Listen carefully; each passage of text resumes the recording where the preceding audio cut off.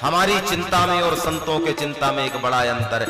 महापुरुष जब चिंता करते हैं तो वो चिता की ओर नहीं जाते, वो कहां जाते हैं? चिंतन की ओर जाते हैं, और चिंतन से समाधान निकलता है, चिता से समस्या और बढ़ती है।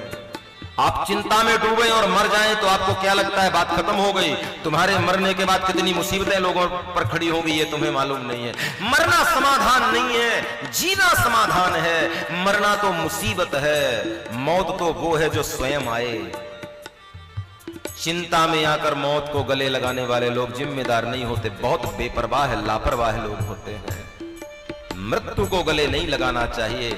मजा तो तब है जब मृत्यु स्वयं हमें गले लगाए। भैया, हम मृत्यु के पास जाकर कहें कि आओ मृत्यु हमें गले लगा ले, ये जिम्मेदार आदमी का कर्तव्य नहीं है।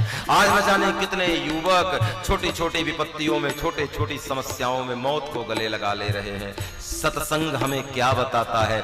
इतनी भीषण समस्या विश्वामित्र के सामने उपस्थित हुई, कहीं पर कोई यज्ञ नहीं, यज्ञ करने बैठे थे तो मारा मारीच और स्वभाव विध्वंस कर देते थे, मांस के लोथड़े यज्ञ कुंड में डाल देते थे।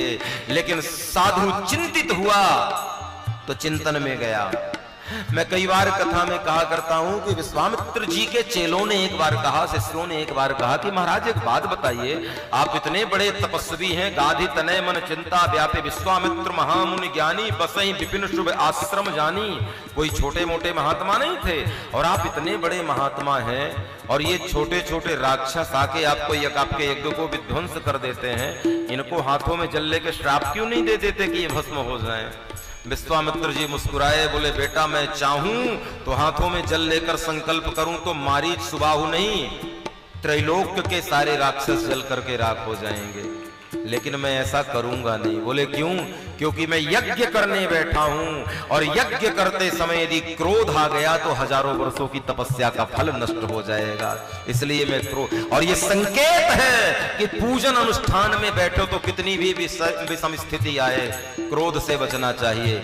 1 मिनट का क्रोध हजारों माला के जप को नष्ट कर देता है। और ज्यादातर मैंने देखा है जब माला लेके लोग बैठते हैं तभी गुस्सा ज्यादा आता है। माला लेके बैठे हो भगवान के सामने और धोखे से बहू रानी से एक बर्तन गिर जाए तो ऐसा क्रोध आता है, इसको तो काम करना ही नहीं आता।